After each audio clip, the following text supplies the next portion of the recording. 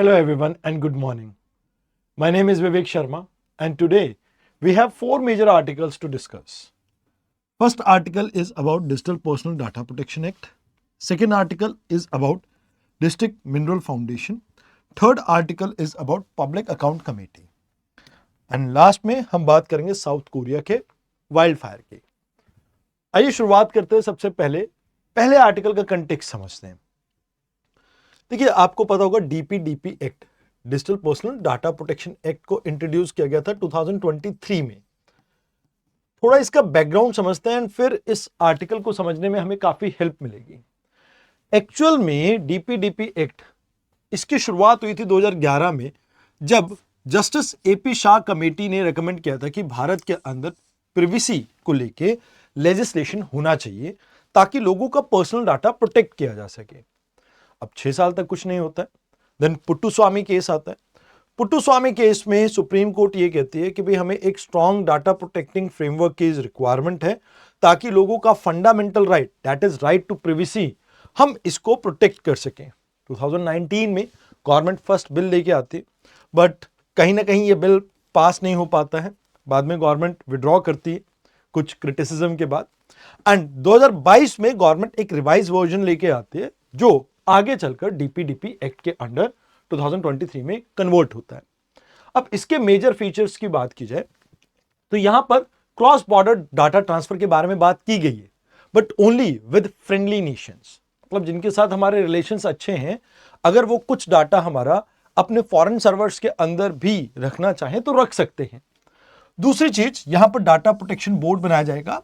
अगर in case किसी person का डाटा प्रिवेसी ब्रीच होता है तो उस केस में ये आपकी ऑर्गेनाइजेशन यहां पर एक्ट करेगी और आप कंप्लेंट इनके पास दे सकते हैं, जिसके बेसिस पे अगर जैसे मान लीजिए एक कंपनी है, उसने 24 आवर के अंदर इसे रिपोर्ट नहीं किया तो उस केस में इसको पेनलाइज भी किया जा सकता है अगर कंपनी की गलती होगी वहां तो। थर्ड चीज, यहां पर जैसे फॉर एग्जांपल आपको जिस पर्पस के लिए डाटा कहा गया था आपका यूज किया जाएगा, उसके बियॉन्ड किसी चीज के लिए यूज किया जाता है, तब भी डीपी बोर्ड यानी डाटा प्रोटेक्शन बोर्ड आपका यहां पे लोगों के ऊपर फाइन लगा सकता है जो इसको वायलेट करेंगे। यहां पर डाटा लोकलाइजेशन के ऊपर फोकस किया गया कि जो भी सेंसिटिव डाटा होगा, लाइक मेरा नाम सेंसिटिव इंफॉर्मेशन नहीं है, बट मेरा बैंक अकाउंट की डिटेल एक सेंसिटिव इंफॉर्मेशन है, वो सभी लोकली स्टोर की जाएंगी इंडिया के अंदर। एंड यहां पे कहीं ना कहीं एक रेगुलेटरी फ्रेमवर्क क्रिएट किया गया ताकि हम प्रोटेक्ट कर सके लोगों के पर्सनल डाटा को। अगर इन केस कोई उन चीजों को वायलेट करता है तो उस केस में उसके ऊपर पेनलाइज किया जा सके। अब यहां पर गवर्नमेंट को कुछ केसेस में एग्जम्पशन दी गई थी, लाइक नेशनल सिक्योरिटी के केस में वो डाटा किसी का भी यूज कर सकते हैं।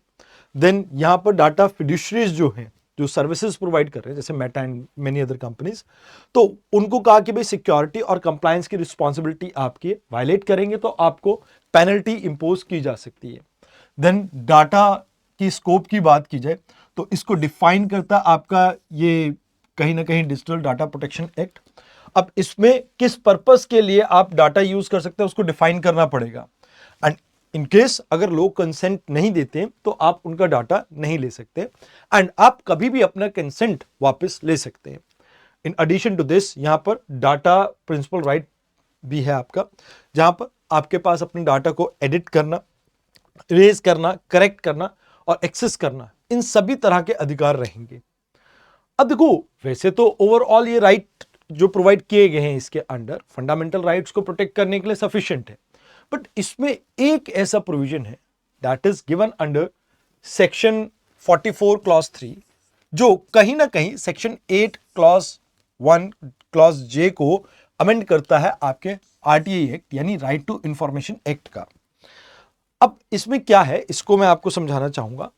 लेट्स से मैं हूं, या आप अपना एग्जांपल लीजिए, आप एक आईएएस ऑफिसर बनते एंड अब आपके रिगार्डिंग मैं एक आरटीआई फाइल करता हूं कि भाई आप बताइए कि इस पर्सन के क्या लायबिलिटीज हैं, क्या एसेट्स हैं और क्या ओवरऑल इसके पास लाइक एसेट ये होल्ड करता है। तो ये किसी का पर्सनल डाटा है। अब आरटीआई एक्ट के अंडर पहले ये कहा जाता था कि भाई अगर कोई greater public like larger public good के लिए या इंटरेस्ट के लिए आप इस चीज को मांग रहे हैं तो ये डाटा आपको प्रोवाइड किया जाएगा। बट अभी सेक्शन 44 क्लॉज 3 इस चीज के लिए मना करता है। वो ये कहता है कि भाई देखिए, ये किसी का पर्सनल डाटा है और हम किसी की प्रिवेसी को ब्रीच नहीं कर सकते। तो इन केस यहां पर ये जो पर्सनल डाटा को प्रोटेक्ट किया गया है, ये कहीं ना कहीं इंपैक्ट कर रहा है ट्रांसपेरेंसी एंड पब्लिक अकाउंटेबिलिटी के ऊपर, जिसकी वजह से यहां पर कांग्रेस के लीडर्स भी और कई आरटीआई एक्टिविस्ट ने इसके अगेंस्ट आवाज उठाई है और कहा है मिनिस्ट्री ऑफ इलेक्ट्रॉनिक्स के जो हेड हैं उनको कि भाई आप इसको अमेंड कीजिए। अब यहां पे अगर हम बात करें क्या पॉजिटिव क्या नेगेटिव आता है, तो आर्गुमेंट अगेंस्ट में ये आता है कि भाई देखो, कुछ ऑपरेशनल चैलेंजेस तो हैं। एक फाइन लाइन है between the personal data and for the like आप ये कह सकते हो कि पब्लिक गुड के लिए या इंटरेस्ट के लिए आप डाटा चाहिए आपको, तो वो लाइन कहीं ना कहीं बहुत कॉम्प्लिकेटेड है। तो इस वजह से कुछ ऑपरेशनल चैलेंजेस रहते हैं, कॉम्प्लिकेशंस की वजह से कॉस्ट इंक्रीज होती है एंड कहीं ना कहीं इसका इंपैक्ट आपको देखने को मिलता है। बट अगर बात की जाए यहां पर, तो कहीं ना कहीं इससे साइबर सिक्योरिटी आपकी इंप्रूव होगी, कंप्लायंसेस कहीं ना कहीं इंप्रूव होंगे एंड लोगों को आप पर्सनल डाटा हम प्रोटेक्ट कर पाएंगे। ये इसका कुछ पॉजिटिव यहां से निकल के आता है। तो these are the things that you have to keep in mind in the first article. अब जाने से पहले मैं आपको ये बताना चाहूंगा कि वे फॉरवर्ड में आप ये कह सकते हो, देखो जरूरत यह है कि सेक्शन 44 क्लॉज 3 को आप अमेंड कीजिए और एक बैलेंस एस्टैब्लिश कीजिए right to privacy and public interest के बीच में। In addition to this you have to focus upon कि कैसे आप स्ट्रेंथन कर सके डाटा प्रोटेक्शन बोर्ड को और उसकी ऑटोनॉमी को आप इंश्योर कर सके यहां पे। इन एडिशन टू दिस आपको पर्सनल इंफॉर्मेशन को भी यहां पर क्लैरिफाई करना चाहिए कि क्या पर्सनल इंफॉर्मेशन होती है और क्या नहीं होती है, जिससे काफी फायदा मिल सकता है। आइए अब बात करते हैं आज के सेकेंड आर्टिकल की। Second article is about district mineral foundation के बारे में, जिसमें अभी के लिए आपके पास 1 लाख करोड़ है, बट कहा जा रहा है कि इस पैसे को ढंग से स्पेंड नहीं किया जा रहा है। अब हुआ क्या है, पूरा मुद्दा समझिए। देखिए, जैसे मान लीजिए किसी भी एरिया में माइनिंग का प्रोसेस स्टार्ट होता है, तो जहां पर भी ये माइनिंग का प्रोसेस स्टार्ट होता है वहां पे सबसे पहली बात ये होती है कि गवर्नमेंट को आपको कुछ पैसा पे करना पड़ता है। अब उस पैसे में से कुछ हिस्सा आप ये मान के चलें कि आपको लोकल एडमिनिस्ट्रेशन को देना पड़ता है, या आप कह सकते हो लोकल लेवल पे स्पेंड करना पड़ता है for the welfare of people. और इसी को हम, इस पैसे को हम किस में डालते हैं, डिस्ट्रिक्ट मिनरल फाउंडेशन के अंडर। अब मैं इसको थोड़ा सा और ब्रीफली आपको समझाऊंगा। देखो, मान लीजिए एक एरिया है, लेट्स से रामगढ़ है। रामगढ़ में कोई माइनिंग स्टार्ट हुई, आयरन की स्टार्ट हुई, एंड कंपनी ने 5,000 करोड़ यहां पर पे किया लीज के लिए। अब इस 5,000 करोड़ में से 50 करोड़ लोकल लेवल के लोगों की देखभाल के लिए यहां पर अलग से निकाल दिया गया, जो इस फाउंडेशन के अंदर जाएगा। अब इसमें ड्रिंकिंग वाटर हुआ, एजुकेशन हुआ, या लोकल एमिनिटीज जो हो, उनको डेवलप करने के लिए पैसा यूज किया जा सकता है एज पर द प्रोविजंस। तो यहां पे आपको समझना होगा कि अभी ये फंड जो है, जैसे टॉप 3 अगर हम स्टेट्स की बात करें, छत्तीसगढ़, उत्तराखंड, उड़ीसा, झारखंड, इनमें इसको ढंग से यूज नहीं किया जा रहा है, जिसकी वजह से थोड़ी प्रॉब्लम हमें देखने को मिल रही है। तो यहां पर ये एक नॉन प्रॉफिट ट्रस्ट है जो माइनिंग इफेक्टेड डिस्ट्रिक्ट के अंदर माइनिंग रेवेन्यू से लोकल कम्युनिटी की डेवलपमेंट में हेल्प करता है, उनकी सोशो इकोनॉमिक कंडीशन को इंप्रूव करने के लिए। इसे एस्टैब्लिश किया गया under mine and mineral development and regulation amendment act 2015 के अंडर, जिसको बाद में इंप्लीमेंट करने के लिए प्रधानमंत्री खनिज क्षेत्र कल्याण योजना के तौर पे 2015 में इसे इंट्रोड्यूस किया गया। आई गेस 2016 या 17 में इसके ऊपर प्रीलिम्स में एक क्वेश्चन भी आया हुआ है, you can go on Google and check it out. Then यहां पर एनवायरमेंट, हेल्थ और सोशो इकोनॉमिक बेनिफिट के लिए 23 स्टेट्स में, यानी 645 डिस्ट्रिक्ट में इसे इंप्लीमेंट किया जाएगा। अब ये पूरी स्कीम के बारे में आपको समझ में आया। अब देखिए यहां पर हमारा ऑब्जेक्टिव क्या है, जो माइनिंग इफेक्टिव एरियाज हैं उसमें इकोनॉमिक और सोशो बेनिफिट के लिए हम काम करें, चाहे लाइवलीहुड की बात हो, चाहे उनकी हेल्थ की बात हो, चाहे उनकी एजुकेशन की बात हो, हम इन सब चीजों के ऊपर यहां पर पैसा खर्च करेंगे। पॉवर्टी को खत्म करने के लिए, एनवायरमेंटल डिग्रेडेशन को कम करने के लिए, हेल्थ, एजुकेशन, इनके ऊपर हमारा फोकस रहेगा। अब देखिए यहां पर हुआ ये है कि इस पूरे डिस्ट्रिक्ट माइनिंग फाउंडेशन के अंदर, मिनरल फाउंडेशन के अंदर आपके डिस्ट्रिक्ट लेवल की ये बॉडी है जिसमें चेयरपर्सन डिस्ट्रिक्ट कलेक्टर रहते हैं। अब माइनिंग कंपनीज के मेंबर भी इसमें मेंबर होते हैं, elected representative MLA MP panchayat के मेंबर्स वो भी रहेंगे और लोकल कम्युनिटी भी इसमें आपकी रहेगी। इनका काम क्या है, टोटली इसको सुपरवाइज करना, मॉनिटर करना, जो भी काम इसके अंडर चल रहे हैं उसको ठीक से इंप्लीमेंट करने में हेल्प करना। अब क्योंकि इसमें ट्रांसपेरेंसी की कमी है, प्रॉपर पब्लिक डिस्क्लोजर नहीं है, मिस इन्फॉर्मेशन बहुत ज्यादा है, तो इस वजह से इस फंड्स के अंदर आपको प्रॉब्लम देखने को मिल रही है। ज्यादातर फंड या तो अनस्पेंड रह गए, या आप ये मान के चलो इन एरियाज में आपको पॉवर्टी बहुत ज्यादा देखने को मिल रही है, जिसकी वजह से अभी ये कहा जा रहा है कि भाई हमें कहीं ना कहीं इसको ठीक से इफेक्टिवली इंप्लीमेंट करने की जरूरत है। तो यहां कहा जाता है कि भी देखो एक्चुअल में जैसे लाइवलीहुड एलोकेशन की बात की जाए तो उसमें प्रॉपर पैसा खर्च नहीं हो रहा है, स्किल डेवलपमेंट में नहीं हो रहा है, एंड इवन जो आपका अनस्पेंड फंड है ऑलमोस्ट 50% फंड तो अनयूटिलाइज रहा है, तो आप उसके ऊपर फोकस कीजिए कि कैसे उसे बेस्ट यूटिलाइज कर सकते हो। एंड मोर ओवर आप इंप्लीमेंटेशन बॉडी को जो रोल है उसको और ज्यादा इफेक्टिव करो। तो वे फॉरवर्ड में क्या है, ट्रांसपेरेंसी एंड अकाउंटेबिलिटी को इंप्रूव करो, ताकि पैसा कब कहां कितना कैसे यूज किया जा रहा है उसको आप प्रॉपरली मॉनिटर कर सके। फंड यूटिलाइजेशन बेटर कीजिए, खासकर प्रायोरिटी सेक्टर पे सबसे पहले इंप्लीमेंट कीजिए, एंड जो भी प्रोसेस आप इंप्लीमेंट कर रहे हो उसकी प्रॉपर मॉनिटरिंग होनी चाहिए, एंड कोशिश ये होनी चाहिए कि लोगों के अंदर स्किल इनकलकेट हो, उन स्किल्स के थ्रू कहीं ना कहीं आप ज्यादा बेटर वे में उनको पॉवर्टी से बाहर निकाल पाएंगे for the longer run, rather than giving the money, आप उनको स्किल दो।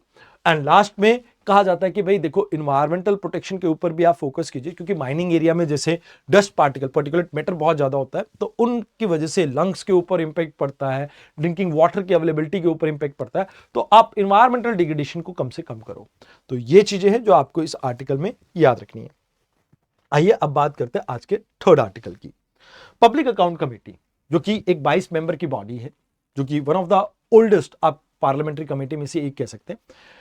इसका फ्रेंड फिलोसफर गाइड है कैग की रिपोर्ट को ये कहीं ना कहीं पार्लियामेंट के अंदर आप ये कह सकते हैं कि पूरी तरह से एनालाइज करती है।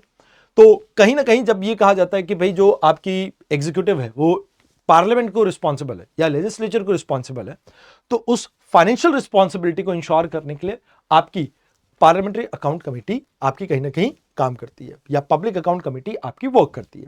अब पब्लिक अकाउंट कमेटी की अगर बात की जाए, 22 मेंबर मैंने आपको बताए, इसमें से 15 मेंबर लोकसभा से आते हैं, 7 मेंबर राज्यसभा से आते हैं। इसके चेयरपर्सन को नॉमिनेट आप ये कह सकते हो इलेक्ट किया, यहां पर अपॉइंट किया जाता है स्पीकर के द्वारा, एंड मोर ओवर 1 साल का इनका टेन्योर होता है, और फिर बाद से फिर से लोग इसमें अपॉइंट किए जाते हैं। यहां पर ट्रेंड ये कहता है कि ऑपोजिशन पार्टी का मेंबर जो होता है वो इसके चेयरपर्सन बनते हैं। अब यहां पर इन्होंने हमारी फाइनेंस मिनिस्ट्री को कहा कि भाई आपको जीएसटी को स्ट्रीमलाइन करने की जरूरत है। अब कहते हैं क्यों स्ट्रीमलाइन करने की जरूरत है? कहते जीएसटी का जो प्रोसेस है वो बहुत ज्यादा कॉम्प्लिकेटेड है। जैसे फॉर एग्जांपल यहां पर बायोमेट्रिक बेस्ड आधार ऑथेंटिकेशन को यूज किया जाता है, टेक्निकल इश्यूज है, आप उनको एड्रेस कीजिए। इवन अगर आप जीएसटी के स्ट्रक्चर की बात कीजिए तो वहां पर आप वेरियस स्टेक होल्डर्स से कहीं ना कहीं कंसल्ट कीजिए, और उसके बाद आप उसे सिंपलर और मोर इफेक्टिव बनाइए। क्योंकि फ्रिक्वेंट फाइलिंग की जो प्रॉब्लम देखने को मिलती है, फॉर्म्स मल्टीपल रहते हैं, वो जो प्रॉब्लम्स रहती है, तो इससे रिटर्न फाइल करने में बहुत प्रॉब्लम आती है। तो आप इसको कंसल्ट करके और ज्यादा सिंप्लीफाई कर दीजिए। मोर ओवर अगर जैसे कोई एमएसएमई है उसको थोड़े कम कंप्लायंस नॉर्म हो, एंड जो आपकी बड़ी कंपनीज है उनके लिए ठीक ठाक नॉर्म्स हो तो चलेगा। तो मतलब यहां पर आपका जो अप्रोच होना चाहिए एमएसएमई के ऊपर, इंक्रीज नहीं करना है बर्डन, उनको इंश्योर कीजिए कि वो इजीली उस चीज को कंप्लाई कर सके। एंड इवन जो रिफंड का प्रोसेसिंग है उसको भी आप स्ट्रीमलाइन कीजिए, रेगुलर उसका स्टेटस अपडेट आना चाहिए टैक्स पेयर्स के पास। एंड अगर कोई ग्रीवेंसेस है उसके रिड्रेसल मैकेनिज्म को भी आप अच्छे से इंप्लीमेंट कीजिए। अब प्रॉब्लम एक ये भी आती है, कई बार जैसे लेट्स से मैंने कोई ऑनेस्ट मिस्टेक की है, तो ऑनेस्ट मिस्टेक को क्रिमिनल केस ना बनाइए, आप उसको अनइंटेंशनल एरर को ऑनेस्ट मिस्टेक मान के उसको लाइक अवॉइड कीजिए कि कोई क्रिमिनल प्रोसीडिंग ना हो। नॉर्मल कोई पेनल्टी वगैरह इंपोज करनी हो तो आप देख सकते हैं, बट अगर इन केस कोई जानबूझ के करता है तो फेयर पेनल्टीज उसके ऊपर यहां पे लगनी चाहिए।